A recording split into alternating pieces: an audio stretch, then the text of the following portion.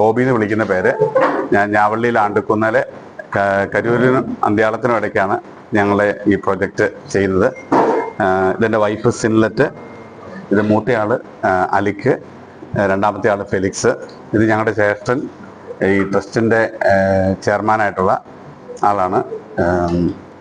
ഞങ്ങൾ ഞാവള്ളിയിൽ ആണ്ടുകുന്നേൽ കുര്യൻചാണ്ടി memorial infant Jesus charitable trust വൈദ്യശാലയിൽ നിർമ്മിച്ചു നൽകുന്ന 11 വീടുകളുടെ വെഞ്ചിരിപ്പും അതോടൊപ്പം തന്നെ ഓഫീസ് സമുച്ചയത്തിൻ്റെ ഉദ്ഘാടനവും അതോടൊപ്പം തന്നെ മറ്റ് 14 വീടുകളുടെ കല്ലിടൽ ചടങ്ങോടെയാണ് ഈ മാസം 18-ാം തീയതി 3 മണിക്ക് പാലാ ബിഷപ്പ് മാർ ജോസഫ് കല്ലറങ്ങാട്ട് പിതാവ് നിർവഹിക്കുന്നത്.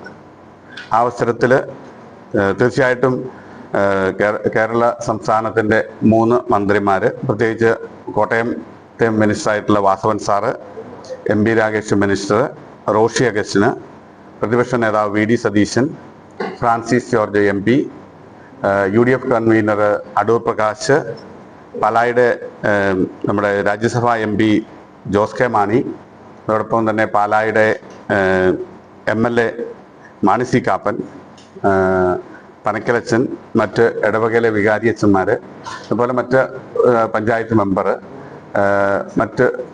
പഞ്ചായത്ത് പ്രസിഡന്റ്, അതുപോലെ മറ്റാളുകളൊക്കെ പങ്കെടുക്കുന്ന ഈ ഒരു ചടങ്ങിൽ നിങ്ങളുടെ എല്ലാവരുടെയും സാന്നിധ്യം ഞാൻ ക്ഷണിക്കുകയാണ്. അതോടൊപ്പം ഈ ചടങ്ങിൽ വന്ന് പങ്കെടുക്കുകയും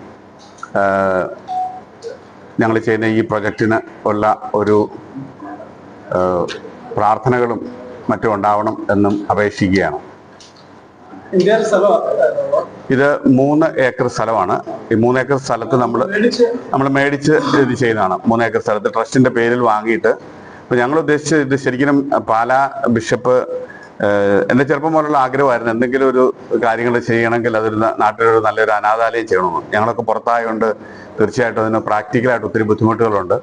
അപ്പോൾ പാലാ ബിഷപ്പ് ജോസഫ് കല്ലറങ്ങാട്ട് പിതാവിനോട് സംസാരിച്ചപ്പോൾ പാലാ ബിഷപ്പിന്റെ ഹോം പാലാ പ്രൊജക്റ്റിനെ പറ്റി വളരെ നന്നായിട്ട് എനിക്ക് പിതാവ് പറഞ്ഞു തന്നു. പിതാവ് ചെയ്യുന്നത് ഇത്രയും വലിയ കാര്യമാണ്. വീടില്ലാത്ത ആളുകൾക്ക് ഇത്രയും വലിയൊരു കാരുണ്യ പ്രവൃത്തി ചെയ്യുമ്പം അത് തീർച്ചയായിട്ടും എടുത്തു പറയേണ്ടപ്പെട്ട ഒരു കാര്യമാണ്. അപ്പോൾ ആ ഒരു പ്രൊജക്റ്റ് കേട്ടപ്പോൾ അതിൽ നിന്നുള്ള ഒരു ആവേശം ഉൾക്കൊണ്ടുകൊണ്ടാണ് സത്യത്തിൽ ഇങ്ങനെ ഒരു പ്രൊജക്റ്റ് ചെയ്താൽ തീർച്ചയായിട്ടും ഒരുപാട് പേർക്ക് നമ്മൾ മരിച്ചു കഴിഞ്ഞാലും അടുത്ത തലമുറയ്ക്കും വീണ്ടും അത് ആവുമല്ലോ എന്നുള്ള ഒരു കൺസെപ്റ്റിലാണ് ഈ ഒരു പ്രോജക്റ്റ് ഞങ്ങൾ ചെയ്യുന്നത്.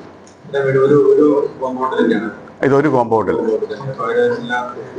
എല്ലാ ഫെസിലിറ്റീസും ഉണ്ട്. നിങ്ങൾക്ക് തീർച്ചയായിട്ടും അവിടെ വന്ന് ഒരു വിഷ്വൽസ് ഒക്കെ എടുക്കാനായിട്ട് സംവിധാനങ്ങൾ ചെയ്യും.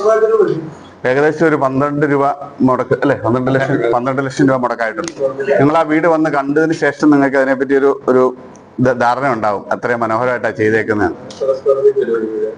700 സ്ക്വയർ ഫീറ്റ് അല്ലേ? അത്യാവശ്യം മുഴുപ്പുണ്ട്. നന്നായിട്ടാണ് ചെയ്തിരിക്കുന്നത്.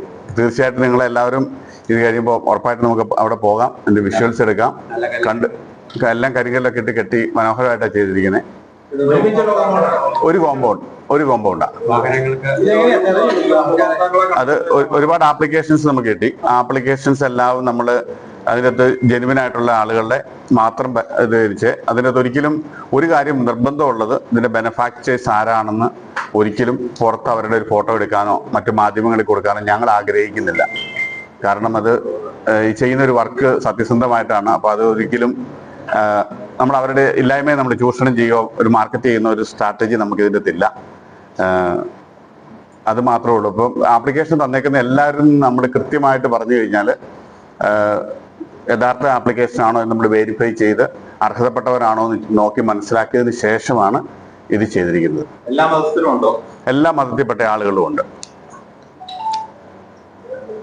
അത് ആപ്ലിക്കേഷൻ എടുത്തപ്പോൾ അങ്ങനത്തെ ഒരു കൺസിഡറേഷൻ നോക്കില്ല. ജെനുവിൻ ആയിട്ടുള്ള ആളുകൾ ആരാണോ എന്ന് നോക്കി മാത്രമാണ് ചെയ്തിരിക്കുന്നത്. 14 വീടിന്റെ കല്ല്